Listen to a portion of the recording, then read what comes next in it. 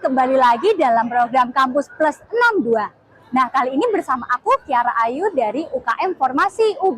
Nah, kali ini aku lagi ada di kantin CL nih, salah satu kantin terbesar di Universitas Brawijaya. Teman-teman udah pada tahu belum sih UKM Formasi itu apa? Sini-sini aku kasih tahu. UKM Formasi adalah unit kegiatan mahasiswa, Forum Mahasiswa Studi Bahasa Inggris Universitas Brawijaya. Satu-satunya English Club yang ada di Universitas Brawijaya loh. Nah, kali ini program Kampus Plus 62 akan menyajikan 8 berita pilihan dari kampus Malang, Bandung, Semarang, Ambon, dan Makassar. Yuk kita simak beritanya.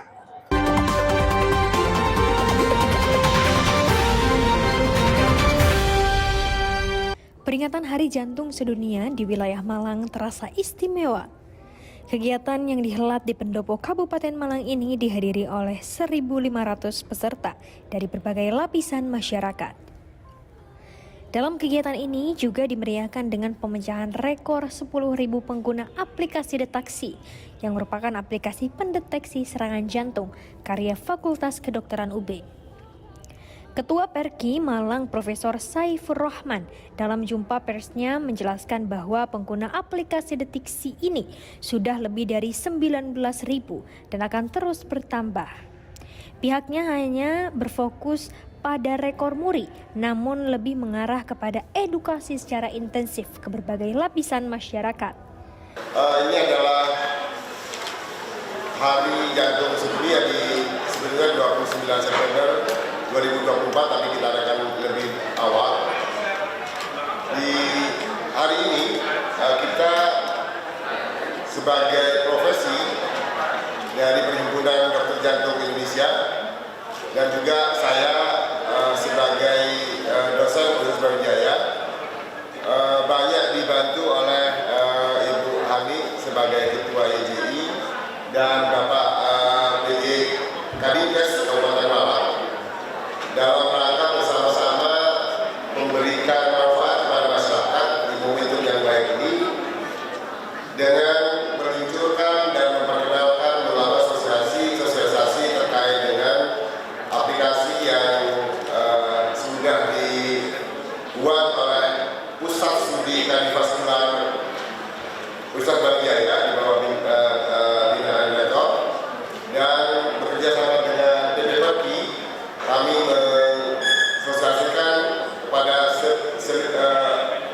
sebesar lebih dari 19.000 pengguna seluruh Indonesia, seluruh cabang PPI yang seperti kita sudah saksikan tadi. Ini terus akan bertambah yang dimotori oleh cabang-cabang PPI dan teman-teman YJI, teman-teman Dinkes seluruh Indonesia.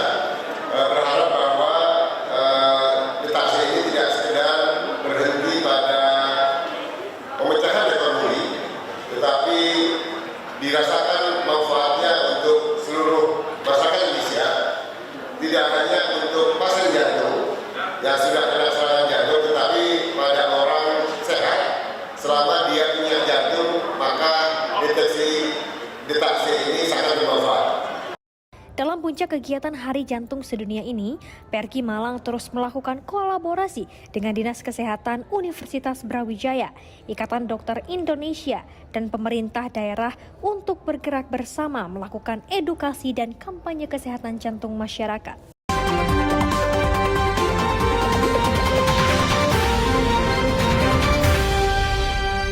Pengurus IKAPI Kota Malang, Gideon, mengatakan bahwa Creative Book Fair merupakan pameran buku yang mendapat dukungan dari IKAPI.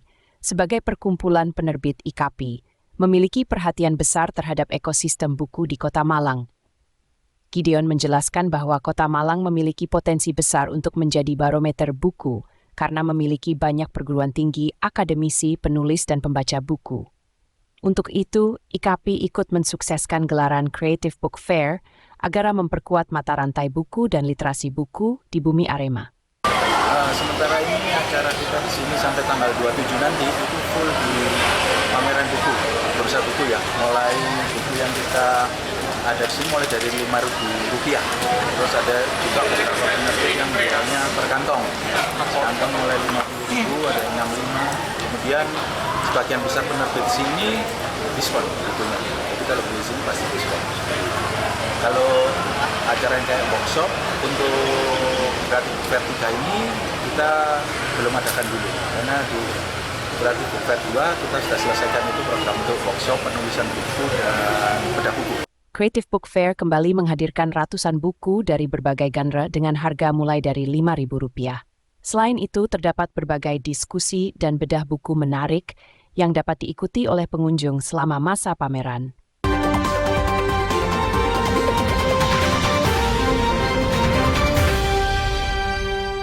Peringatan Hari Jantung Sedunia yang secara nasional dipusatkan di Malang pada tahun 2024 ini dimanfaatkan oleh pengurus Perki Malang untuk melakukan kolaborasi dengan berbagai lapisan masyarakat. Hal ini ditegaskan oleh Ketua Pelaksana Hari Jantung Sedunia, Dr. Yoga Waranugraha. Menurutnya, berbagai kegiatan telah dilakukan, baik berupa edukasi, sosialisasi hingga pemecahan rekor muri penggunaan aplikasi deteksi. Kegiatan ini menggandeng berbagai lapisan masyarakat dan juga pemerintah daerah, perguruan tinggi hingga organisasi profesi. Baik, acara Hari Jantung Sedunia ini merupakan acara tahunan ya. Jadi kami dari Perki ya, Perhimpunan Dokter Spesialis Kardiovaskular Indonesia yang meliputi para dokter jantung ya di seluruh Indonesia ini pada tahun memang selalu mengadakan acara ini. Kenapa? Ini sebagai momentum pengikat kita ya, bahwa penyakit jantung ini adalah penyakit yang merupakan pembunuh terbanyak di dunia dan termasuk di Indonesia. Oleh karena itu kami sebagai dokter jantung ini harus sama-sama berjuang ya dengan masyarakat agar ke depan angka kesakitan dan kematian akibat penyakit jantung dan pembuluh darah ini bisa turun drastis ya, dan masyarakat Indonesia bisa hidup berkualitas. Selain itu, Yoga juga menyampaikan bahwa peringatan Hari Jantung Sedunia menjadi momen untuk mengajak anak muda menjadi motor dari gerakan Sayangi Jantung melalui berbagai lomba di media sosial dan karya tulis. Yoga berharap anak muda mulai peduli dengan kesehatan jantung sejak dini melalui kegiatan pola hidup sehat serta menjadi motor untuk mengajak kelompok masyarakat lainnya. Ini kami agak unik, jadi semua kalangan masyarakat kita ajak ya untuk sama-sama mulai peduli terhadap kesehatan jantung dan pembuluh darah ya sejak dari dini. Jadi dari kemarin kami juga melakukan kegiatan lomba ya, baik live Instagram maupun lomba karya tulis ilmiah yang melibatkan generasi muda ya, yaitu siswa SMA dan mahasiswa kedokteran. Ya, ini kami ingin meningkatkan jangkauan nih ke generasi muda. Selain itu pada hari ini yang betul kami ajak adalah kader-kader ya dari Yayasan Jantung Indonesia yang rata-rata semua adalah orang dewasa dan lansia. Jadi intinya kami mengajak semua lapisan masyarakat dari berbagai kalangan usia untuk sama-sama mulai peduli terhadap kesehatan jantung dan pembuluh darah ini.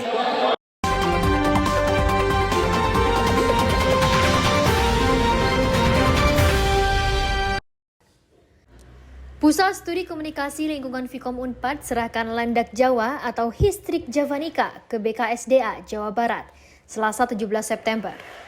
Landak Jawa merupakan hewan dilindungi sesuai Peraturan Menteri Lingkungan Hidup dan Kehutanan nomor P.Setjen-Men-LHK-Kum.1-6-2018. Landak Jawa ini ditemukan di kawasan Jalan Pajajaran Bandung dan diduga dipelihara oleh masyarakat. Sementara itu, Pusdikomling Fikom Unpad menerima hewan liar ini usai direscue oleh UPT Barat Dinas Pemadam Kebakaran Kota Bandung. Berselang sehari, Pusdikomling menyerahkan landak Jawa ini ke BKSDA Jawa Barat. IUCN menyebut landak Jawa memiliki status konservasi dengan resiko rendah atau least concern. Namun demikian hewan endemik Indonesia ini terancam eksistensinya, di mana landak Jawa masih sering dipelihara, diburu serta dikonsumsi dagingnya. Usai melakukan penyerahan dari Pusdikomling ke BKSDA Jawa Barat, peneliti Pusat Studi Komunikasi Lingkungan Fikom Unpad, Dr. Herlina Agustin menyebut pelepasan hewan liar ini bukan habitat, akan menyebabkan kematian pada hewan tersebut. Dirinya juga berharap masyarakat yang memelihara satwa liar untuk segera menyerahkan ke BKSDA. Dugaan kami ya, asumsinya ini satwa peliharaan yang mungkin dilepas karena kan sudah belajar dari kasus Bali gitu. Jadi mungkin dilepas liar gitu. Dan kalau lepas liar sembarangan, untungnya ketemu sama damkar, dievakuasi. Kalau enggak bisa mati karena itu bukan habitatnya dia. Pertama, kalau tidak dia habitatnya dia, pasti dia tidak bisa hidup karena nggak dapat makan dan sebagainya. Yang kedua, biasanya kalau sudah hasil peliharaan, dia kemampuan untuk bertahan hidup cari makannya itu menurun, berkurang. Maka tugas BKSDA untuk merehabilitasi satwa tersebut. Dan ini kan nambah kerjaan sebenarnya ya Pak ya, gitu. Jadi kita berharap mudah-mudahan teman-teman yang mau melihara satwa liar dilindungi segera serahkan ke BKSDA dan jangan pelihara satwa liar. Kalau bisa jangan pelihara satwa liar, apalagi yang dilindungi. Sementara itu, pengendali ekosistem hutan BKSDA Jawa Barat, Mamat, menyebut usai diterima, landak Jawa ini akan diperiksa oleh dokter hewan sebelum dilepas liarkan di Taman Buru Gunung Masigit, Karembi. Landak Jawa ini setelah diserah terimakan dari Unpad ini, rencana kita dilakukan transit dulu di Balai Besar KSDA, di Balai Besar KSDA Jawa Barat, untuk dilakukan pemeriksaan dulu, apakah layak untuk dilepas liarkan ke alam atau tidak, atau ada perlu penanganan lain, karena kita lihat nanti kondisi satwanya. Kalau kondisi satwa itu sehat dan liar, Balai Besar KSDA Jawa Barat langsung melakukan yang pelepas liaran ke alam. Jadi tidak terlalu lama, paling kita kalaupun itu perlu penanganan, kita lakukan ke LK, Lembaga Konservasi yang bekerja sama dengan Balai Besar KSDA. Lembaga konservasi kan banyak untuk di wilayah Bandung ini. Apabila sudah siap untuk dirilis, dilepas liarkan, nanti akan dilepas liarkan. Apabila ini tidak sehat, dalam kondisi sehat, tidak terkena penyakit, kita langsung lepas liarkan. Landak Jawa banyak ditemukan di hutan, dataran rendah, kaki bukit, serta area pertanian. Hewan ini memakan rumput, daun, buah, dan sayur. Landak Jawa memiliki duri berwarna coklat kehitaman yang dapat tumbuh sepanjang 20 cm. Dari Jatinangor, Sumedang, Tim Liputan Tivia Unpad TV untuk UB TV.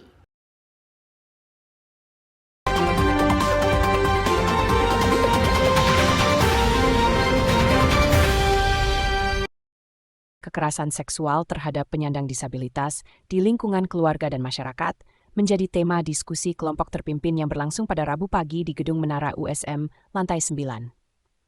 Acara yang merupakan kerjasama antara Unit Penunjang Non-Struktural, Penanganan dan Pencegahan Kekerasan Seksual Universitas Semarang atau UPNS PPKS USM, bersama Dinas Pemberdayaan Perempuan, Perlindungan Anak-anak dan Keluarga Berencana Jawa Tengah, AP22 Kabjateng, diikuti 50 peserta dari berbagai latar belakang. Kepala DP3 AP2KB Provinsi Jawa Tengah, Dr. Anda Retno Sudewi, APT MSc MM, menyatakan bahwa acara ini menjadi bentuk edukasi bagi masyarakat, terutama mengenai kekerasan seksual terhadap penyandang disabilitas. Jadi kekerasan berbasis seksual itu kan merabak ya di Jawa Tengah. Jadi kita harus bisa mencegah, kita harus juga bisa mengenali, kemudian juga harus bisa menanganin bila terjadi kejadian kekerasan seksual. Nah, alhamdulillah di sini kita bekerja sama dengan USM, ada Bapak Rektor di sini. Kita mengumpulkan atau melakukan sosialisasi bagaimana kita bisa mengenali dulu apakah di situ di lingkungan kita ada kekerasan seksual. Kemudian bagaimana cara mencegahnya supaya tidak terjadi kekerasan seksual, dan bila terjadi bagaimana cara penanganan. Itu sangat penting sekali karena pertama-tama itu harus bagaimana cara mencegahnya. Tapi kalau kita tidak mengenali, kita nggak bisa melakukan tindakan sebagaimana yang sesuai dengan undang-undang yang ada. Dan ini adalah terutama bagi korbannya adalah disabilitas. Ya.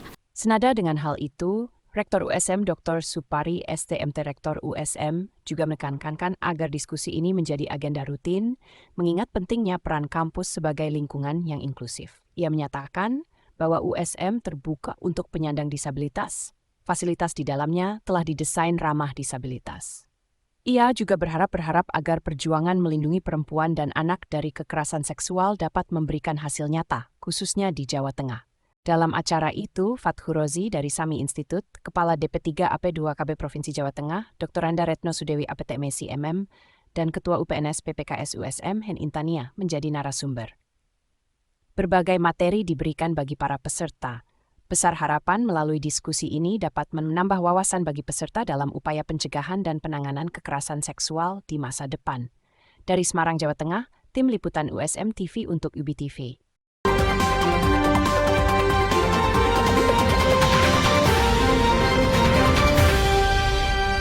Australia-Indonesia Institute didirikan pada tahun 1989 yang bertujuan sebagai wadah perkumpulan, pertukaran dan penyebaran informasi, serta sebagai sumber saran untuk mendukung, mempererat dan mengembangkan hubungan antara masyarakat Australia dan Indonesia.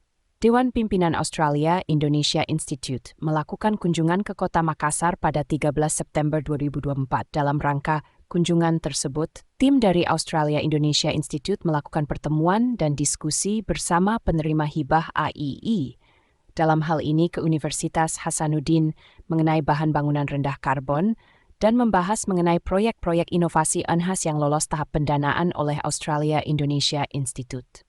Nah, Australian Indonesian Institute ini melihat bahwa Universitas Hasanuddin itu sebagai salah satu universitas yang cukup terkenal, dan bukan hanya terkenal tetapi ternyata kita juga itu dinilai oleh mereka ya itu layak untuk kemudian diajak kerjasama begitu. Jadi kita dihubungkan dengan beberapa universitas-universitas yang ada di Australia itu untuk menggarap beberapa proyek ya yang memang sangat-sangat khas di Indonesia.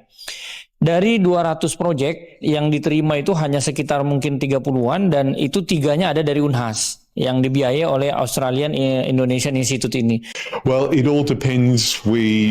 If Hassan University sends us grant requests, then we will hopefully be able to give them money to enable those research projects to continue. But every year we await the requests from UNHAS and from Australian universities to see. But our hope is we have an increasing budget and we have a very strong commitment to working to collaboration with Eastern Indonesia, and that's part of the Australian government policy. So we hope to be able to give more money in future to the kinds of projects that are now running between UNHAS and Australian universities such as Murdoch and Swinburne.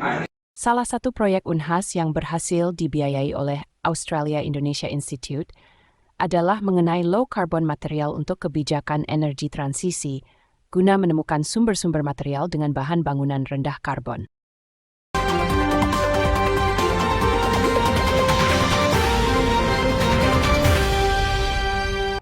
Kantor Urusan Internasional Universitas Hasanuddin pada 15 September 2024 menggelar International Student Festival yang menjadi rangkaian Disnatalis ke-68 UNHAS.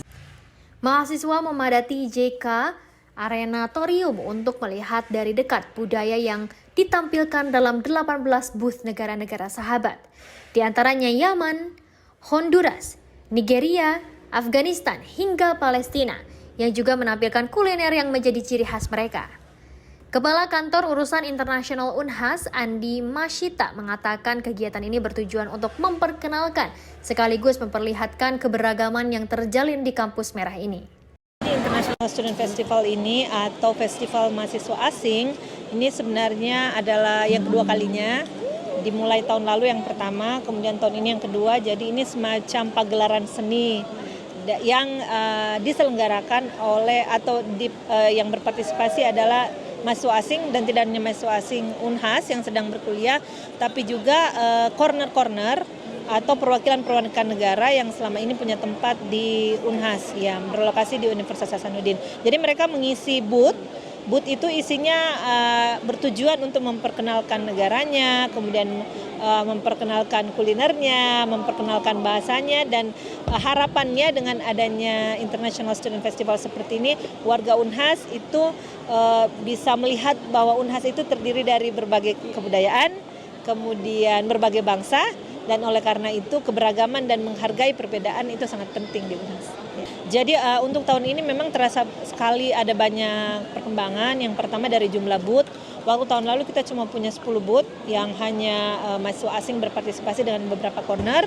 Tapi tahun ini kita berkembang menjadi 18 booth karena semakin banyak negara-negara dari mahasiswa asing yang ingin berpartisipasi dan corner juga lebih banyak yang berpartisipasi. Selain itu dari jumlah pengunjung mengalami peningkatan yang signifikan karena tahun lalu tercatat 600 orang pengunjung selama International Student Festival, namun tahun ini itu di meja registrasi tercatat hampir 1.000 orang yang datang berkunjung hari ini. Sementara itu, Sekretaris Unhas, Profesor Sumbangan Baja, didampingi perwakilan mahasiswa internasional asal Palestina. Ali menyebut jika International Student Festival sebagai kegiatan yang luar biasa dan menjadi jembatan informasi antara mahasiswa lokal dengan mahasiswa asing yang ada di Unhas. Ya, ini kelihatannya sudah 2 tahun dilaksanakan dan cukup meriah, cukup banyak pengunjung. Informasi yang saya dengar sekarang ini sudah 800 lebih yang mengunjungi ruangan ini dan dengan kemudian mereka mendatangi stand-stand yang ada, booth-booth yang ada. Dan saya juga tadi keliling beberapa booth dan luar biasa acara ini karena banyak informasi bisa kita dapatkan dari student internasional ini dan juga bagi mahasiswa kita. Kalau saya lihat mahasiswa kita juga ini ingin mendapatkan informasi banyak karena kalau ada momen pertukaran pelajar itu nanti mereka ingin ke negara yang mereka kunjungi. Saya perlihatkan ini Ali. I'm very proud and very happy to be here as international student from Hasanuddin. I came so far from Palestine to be here as a representative of Palestine and to show our cultures, our food, our traditional clothes. Even though we made some sweet and drinks, and everyone who came to our booth tried it, and he's very happy. I hope for next event, more countries that contribute this event and more cover from social to be around all of the world. This coverage to go out not just in Makassar or not just in Sulawesi, but all around the world. Kemeriahan dalam International Student Festival ini juga diwarnai penampilan mahasiswa asing yang membawakan keberagaman seni dari negara asal mereka. Dari Makassar, tim liputan Unhas TV melaporkan untuk UB TV.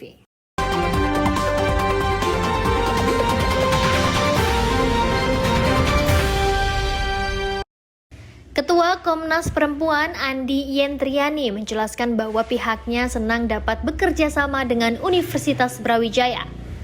Dalam hal isu penanganan kekerasan terhadap perempuan, Andi menilai UB memiliki sarana yang memadai. Saat ini, Komnas Perempuan sudah menerima 4.300 laporan tindak kekerasan terhadap perempuan. Untuk itu, kolaborasi dengan berbagai lembaga termasuk Universitas Brawijaya menjadi penting untuk dilakukan. Sebetulnya kalau kita lihat di awal, idenya adalah ini hextapelix ya, jadi ada banyak institusi yang terlibat dan menggunakan kampus. Karena saat ini kita lihat pengetahuan kan lebih sifatnya tuh maskulin sekali ya, seolah-olah pengalaman perempuan itu minor, kadang-kadang menjadi subordinasi. Nah, berada di kampus dimaksudkan untuk mengatakan bahwa pengalaman nyata perempuan sesungguhnya merupakan sumber pengetahuan yang harus menjadi perhatian semua aktivitas akademika. Kenapa Universitas Brawijaya? Di awal Komnas Perempuan bekerja sama dengan Pusat Kajian Wanita Universitas Indonesia karena menjadi salah satu titik berangkat ya pergerakan pusat-pusat studi di Indonesia. Kemudian dengan Universitas Gajah Mada. Tahun ini di Universitas Brawijaya kami pilih karena memang juga memiliki potensi untuk menjadi presiden baik dalam penanganan kasus kekerasan terhadap perempuan dan juga dalam upaya menguatkan pengetahuan itu sendiri. Ada pusat kajian wanitanya di sini, ada banyak pusat kajian strategis lainnya yang harusnya menautkan dengan pengalaman nyata perempuan. Universitas Brawijaya sendiri saat ini memiliki berbagai lembaga seperti Pusat Studi Gender, Satgas PPKS, dan Unita Layanan Tindak Kekerasan Seksual dan Perundungan hingga tingkat fakultas.